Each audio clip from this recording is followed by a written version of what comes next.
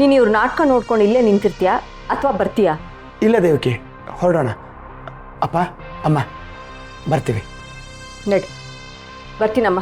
ಅಣ್ಣ ಬಾಯ್.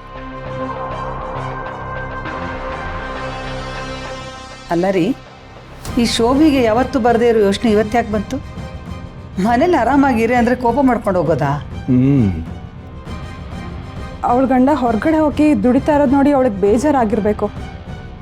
ಅದಕ್ಕೆ ಅವಳು ಕೆಲ್ಸಕ್ಕೆ ಹೋದರೆ ಅವ್ರಿಗೆ ಸಹಾಯ ಆಗುತ್ತೆ ಅಂತ ಅವಳಿಗೂ ಅನಿಸಿರ್ಬೇಕು. ಆದರೂ ಮಾವ, ನೀವು ಬೇಡ ಅಂತ ಹೇಳಬಾರ್ದಾಗಿತ್ತು. ಅಪ್ಪ ಹೇಳೋದ್ರಲ್ಲಿ ಏನೂ ತಪ್ಪಿಲ್ಲ ವಿಮ್ಲಾ. ನಾವೆಲ್ಲ ಇನ್ನೂ ದುಡಿತಾ ಇರುವಾಗ ಮಕ್ಕಳು ಯಾಕೆ ಕಷ್ಟಪಡಬೇಕು ಅನ್ನೋ ಯೋಚನೆಯಲ್ಲಿ ಹೇಳ್ತಾ ಇದ್ದಾರಷ್ಟೇ. ಏನೋ ನಿಮ್ಮ ಇಷ್ಟ. ನನ್ನ ಮಾತಿಗೆ ಎಲ್ಲಿ ಬೆಲೆ ಇದೆ ಹೇಳಿ? ಪ್ರಸಾದ್, ಪ್ರಸಾದ್ ಅನರ ಪ್ರಸಾದ್, ಇವತ್ತು ಅಪ್ಪಂಗೆ ಹೆಲ್ತ್ ಚೆಕಪ್ ಇದೆ. ನಾನು ಡಾಕ್ಟರ್ ಹತ್ರ ಮಾತಾಡಿ ಅಪಾಯಿಂಟ್ಮೆಂಟ್ ಫಿಕ್ಸ್ ಮಾಡಿದ್ದೀನಿ. ಜೋಪಾನವಾಗಿ ಕರ್ಕೊಂಡು ಹೆಲ್ತ್ ಚೆಕಪ್ ನಡೆಯುವಾಗಲೂ ಜೊತೆಗಿದ್ದು ಅಷ್ಟೇ ಹುಷಾರಾಗಿ ಕರ್ಕೊಂಬರ್ಬೇಕು. ಆದ್ರೆ ಗಿರಿಧರನರ ಅಪ್ಪಾರನ್ನ ಕಣ್ಣಾಗ ಕಣ್ಣಿಟ್ಟು ನೋಡ್ಕೊಂಡು ಜ್ವಾಕಿಲೆ ಕರ್ಕೊಂಡೋಗಿ ಜ್ವಾಕಿಲೆ ಕರ್ಕೊಂಬರ್ತೀನಿ ರೀ. ನಾನು ತರಕಾರಿ ತರದೈತೆ, ನನ್ನ ಮಾರ್ಕೆಟ್ ಗಂಟೆ ಬಿಡ್ತೀರಾ? ಹುಚ್ಕೊಡಿ, ದೇವ್ರ ನಿನ್ನ ಕಾಲು ಕೊಟ್ಟಿಲ್ಲ, ನಡ್ಕೋತ ಹೋಗಿ ನಡ್ಕೋತ ತಗೊಂಬಾ. ಸ್ವಲ್ಪ ನಡೆದ್ರ ಸ್ಲಿಮ್ ಹಾಕಿ. ಇಷ್ಟೊಂದು ಸ್ಟೀಮ್ ಸಾಕಾಗಕ್ಕಿಲ್ವಾ? ಅದು ಸ್ಟಿಮ್ ಅಲ್ಲ, ಸ್ಲಿಮ್. ಅದೇ ಇವಾಗ್ಲೇ ನನ್ನ ನೋಡ್ಬಿಟ್ಟು ಒಳ್ಳೆ ಕೋಲಿಗೆ ಸೀರೆ ಉಡ್ಸ್ದಂಗಿದೆ ಅಂತ ಹೇಳ್ತಾರೆ. ಇನ್ನೂ ಸಣ್ಣ ಆಗ್ಬಿಟ್ರೆ ಒಳ್ಳೆ ಹಂಚಿನ ಕಡ್ಡಿ ತರ ಇರ್ತೀನಿ. ಈಗೇನು ನೀ ನನ್ನ ಸುಮ್ಕೆ ಕರ್ಕೊಂಡು ಹೋಯ್ತೀಯ ಇಲ್ವೋ? ನಾಗಿ, ನಾನು ಬರ್ತೀನಿ. ನನಗೂ ಸ್ವಲ್ಪ ಶಾಪಿಂಗ್ ಮಾಡೋದಿದೆ. ಆತ್ರಿ, ನೀವು ಗಾಡಿಯಾಗ ಕುಂತೀರಿ, ನಾ ಅಪ್ಪರನ್ನ ಕರ್ಕೊಂಬರ್ತೀನಿ. ಪ್ರಸಾದ್, ನಾನು ಬರ್ತೀನಿ ಆಸ್ಪತ್ರೆಗೆ. ಬರ್ರಿ ಅವರ. ವಿಮ್ಲಾ, ನಾನು ಕೆಲಸದ ಮೇಲೆ ಹೊರಗೆ ಹೋಗ್ತಾ ಇದ್ದೀನಿ. ಬರೋದು ಸ್ವಲ್ಪ ತಡ ಆಗ್ಬೋದು. ಮನೆ ಕಡೆ ಹುಷಾರು. ಸರಿ ರೀ, ನೀವು ಹೋಗಿ ಬನ್ನಿ, ನಾನು ಇಲ್ಲಿ ನೋಡ್ಕೋತೀನಿ. ಅತ್ತೆ ಮಾವ ಶೋಭೆ ತಂಗೆ ಕೆಲಸ ಮಾಡೋದು ಬೇಡ ಅಂತ ಹೇಳಿದಕ್ಕೆ ಪಾಪ ತುಂಬ ಬೇಜಾರು ಮಾಡ್ಕೊಂಡು ಹೋದ್ಲು. ಅವಳಿಗೆ ಸ್ವಲ್ಪ ಸಮಾಧಾನ ಆದರೂ ಮಾಡಬೇಕು. ಗಿರಿ, ಈ ಕೆಲಸ ತುಂಬ ರಹಸ್ಯವಾಗಿ ಆಗಬೇಕು. ಹಳ್ಳಿ ಜನ ತುಂಬ ಸೂಕ್ಷ್ಮವಾಗಿರ್ತಾರೆ, ಆದರೆ ಅವ್ರಿಗೆ ಅನುಮಾನ ಬಂದರೆ ಕಷ್ಟ. ಇಷ್ಟು ವರ್ಷ ಹೊರಗೆ ಬರದೇ ಇರೋ ವಿಚಾರ ಈಗ ಹೊರಗಡೆ ಬಂದರೆ ನಮಗೆ ತುಂಬ ತೊಂದರೆ ಆಗುತ್ತೆ. ಹುಷಾರಾಗಿ ಕೆಲಸ ಮುಗಿಸ್ಕೊಂಡು ಬಾ. ಸರಿ ಅಪ್ಪ.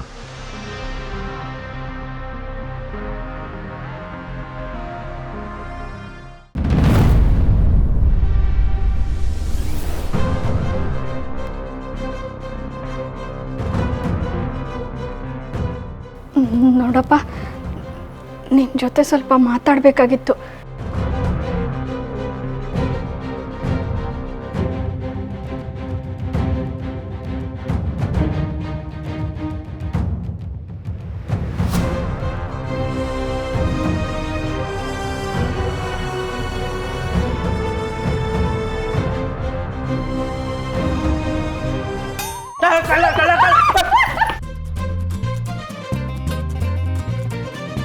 ಅಲ್ಲಿ ಅಲ್ಲ ಕೊಳ್ಳಿ ತಪ್ಪಾಯ್ತದೇವ, ಸಾರಿ, ಸೊಬಸ್ಬಿಡು. ಹೌದು, ನನ್ನ ನೋಡ್ಕೊಂಡು ಅಷ್ಟು ದೂರದಿಂದ ನನ್ನ ಅಂಡಕ್ಕೆ ಬಂದ್ಬಿಟ್ಟಿದ್ದೀರಾ? ಏನು ಸಮಾಚಾರ? ಒಂದು ಫೋನ್ ಮಾಡೋಕ್ಕಿಲ್ವಾ? ಫೋನ್ ಮಾಡಿದೇಟಿಗೆ ನಿನ್ನ ಕಣ್ಣು ಮುಂದೆ ನಿಮ್ಮ ಮನೇಲೆ ಪ್ರತ್ಯಕ್ಷ ಆಗ್ಬಿಡ್ತಿದ್ದೆ. ನೋಡಪ್ಪ, ನೀನು ಈಗ ಮಾಡ್ತಿರೋದು ಸರಿಯಲ್ಲ. ನನ್ನ ಮಗಳ ಹಿಂದೆ ಬರೋದನ್ನ ಬಿಟ್ಬಿಡು. ಇದನ್ನ ಹೇಳಕ್ಕೆ ಅಷ್ಟು ದೂರದಿಂದ ನನ್ನ ಹುಡುಗಂಬಂದ. Okay, I can understand. ಇವತ್ತಿಂದಾನೆ ನೀನು ಮಗಳಿಂದ ಓಡಾಡೋದನ್ನ ನಾನು ಬಿಡ್ತೀನಿ. ನಿಜವಾಗ್ಲೂ? ಪ್ರಾಮಿಸ್, ನಿಜನೇ ಹೇಳ್ತಾ ಇರೋದು. ನಂಬಿಕೆ ಬರ್ತಾ ಇಲ್ವಾ? ಈ ಎಳ್ನೀರ್ ಮೇಲೆ ಆಣೆ ಮಾಡಿ ಹೇಳ್ತಾ ಇದ್ದೀನಿ, ನಾನು ಇನ್ನು ಮುಂದೆ ನಿನ್ನ ಮಗಳು ಹಿಂದೆ ಮುಂದೆ ಓಡಾಡೋದನ್ನ ಬಿಡ್ತೀನಿ. ಆದರೆ ಅವಳು ಕೈ ಹಿಡ್ಕೊಂಡು ಪಕ್ಕದಲ್ಲೇ ಓಡಾಡ್ತೀನಿ. ಇದು ಓಕೆನಾ? ನೋಡ್ಕಿಟ್ಟಿ, ನೀನು ಮಾಡ್ತಾ ಇರೋದು ಸ್ವಲ್ಪನೂ ಸರಿ ಇಲ್ಲ. ನನ್ನ ಮಗಳು ಪಾಪ ಚಿಕ್ಕ ಹುಡುಗಿ, ನೀನು ಆಡ್ತಾ ಇರೋದಕ್ಕೆ ಹೆದರ್ಕೊಂಡು ಕಾಲೇಜ್ಗೆ ಹೋಗದೆ ಮನೆಯಲ್ಲಿ ಕೂತಿದ್ದಾಳೆ. ನಿನ್ನ ಕೈ ಮುಗಿದು ಕೇಳ್ಕೊತೀನಿ, ಅವಳಿಗೆ ಏನೋ ಮಾಡ್ಬೇಡ. ಬೇಕಾದ್ರೆ ನಿನ್ನ ಕಾಲು ಹಿಡ್ಕೊತೀನಿ. ಹಿಡ್ಕೋಬೇಕಾಗಿರೋ ಟೈಮಲ್ಲೇ ಹಿಡ್ಕೊಳ್ಳಿಲ್ಲ, ಈಗ ಬಂದ್ಬಿಟ್ಟು ನೋಡಿ ಅತ್ತೆ, ಸುಮ್ಮನೆ ನನ್ನ ಕಾಲು ಹಿಡ್ಕೊಳ್ಳೋದೆಲ್ಲ ನನಗೆ ಇಷ್ಟ ಆಗಕ್ಕಿಲ್ಲ. ಏನೇ ಇದ್ರು ನೀನು ಮಗಳನ್ನ ನನಗೆ ಮದುವೆ ಮಾಡಿಕೊಟ್ಟು ಮದುವೆ ದಿನ ನನ್ನ ಕಾಲು ತುಳಿದು ನನಗೆ ನಮಸ್ಕಾರ ಮಾಡೋದು. ಅವಾಗ ಅಲ್ವಾ ನನಗೂ ಒಂದು ಬೆಲೆ. ನನ್ನ ಮಗಳನ್ನ ಮದುವೆ ಆಗೋದಕ್ಕೆ ನಿನಗೆ ಯಾವ ಯೋಗ್ಯತೆ ಇದೆ? ಸುಮ್ಮನೆ ಕುಡ್ದು ಏನೇನೋ ಮಾತಾಡಬೇಡ. ಹಾಗಿದ್ರೆ ತಾಂಬೂಲ ಸಮೇತ ಬಂದು ಮಾತಾಡ್ಲಾ? ಅತ್ತೆ, ನನ್ನ ಯೋಗ್ಯತೆ ಬಗ್ಗೆ ಮಾತಾಡೋ ಅಂಥ ರೈಟ್ಸು ನಿಮ್ಮಂಥ ಮರ್ಯಾದೆ ಇಲ್ಲದೆ ಇರೋಗಿಲ್ಲ, ಇಲ್ಲವೇ ಇಲ್ಲ. ಹಾಗೂ ನೀವೇನಾದರೂ ನನ್ನ ವಿರುದ್ಧ ನಿಂತರೆ ಈಗ ಕಳಿಸಿದ್ದೀನಲ್ಲ ನಿನ್ನ ಮಗಳದ್ದು ವಿಡಿಯೋ, ಅದು ನಿನ್ನ ಹತ್ರ, ನನ್ನ ಹತ್ರ ಮತ್ತು ನಿನ್ನ ಮಗಳ ಹತ್ರ ಮಾತ್ರ ಇದೆ. ಅದೇನಾದರೂ ಊರು ತುಂಬ ಪುಕಾರಾಯ್ತು ಅಂತ ಅನ್ಕೋ, ನಿನ್ನ ಗಂಡ ಕೇಶವಪುರ ಇದ್ರು ಲಿಂಗೈಕೆ ಆಗೋಯ್ತಾರೆ. ಇದೆಲ್ಲ ಬೇಕಾ ಹೇಳು?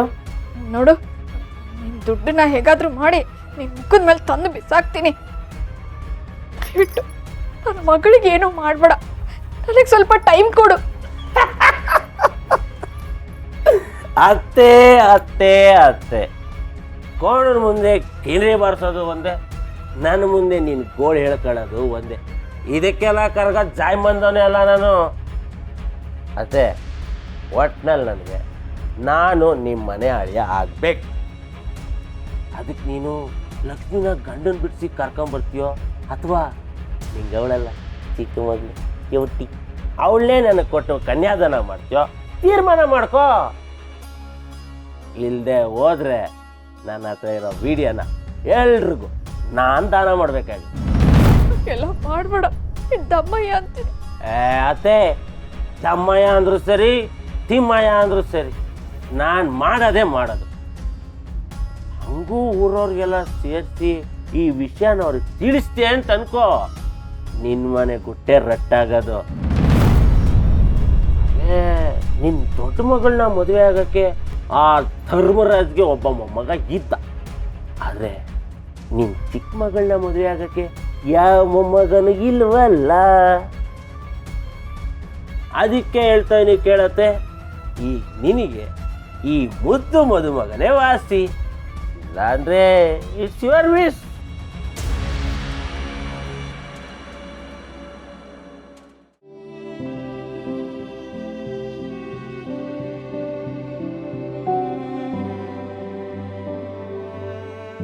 ಹಲೋ ಮೇಡಮ್, ನಿಮ್ಮ ಡೆಸ್ಟಿನೇಷನ್ ಬಂತು, ಇಳ್ಕೊಳ್ಳಿ. ಆದಿ, ಇವತ್ತು ನೀನನ್ನ ಕಾಲೇಜ್ವರೆಗೂ ಕರ್ಕೊಂಡು ಹೋಗ್ಬೇಕು. ಏನು ತಮಾಷೆ ಮಾಡ್ತಿದ್ಯಾ? ನೀನು ಚಾಲೆಂಜ್ ಎಲ್ಲ ನಿನ್ನೆ ರಾತ್ರಿ 12 ಗಂಟೆಗೆ ಮುಗ್ದೋಯ್ತು. ನನ್ನ ಹತ್ರ ಈ ನಾಟಗಳೆಲ್ಲ ನಡೆಯಲ್ಲ. ಕೆಳಗೆ ಇಳಿದು ಅಲ್ಲಿ ಮುಂದೆ ಬಸ್ ಬರುತ್ತೆ, ಹೊತ್ಕೊಂಡು ಬಾ.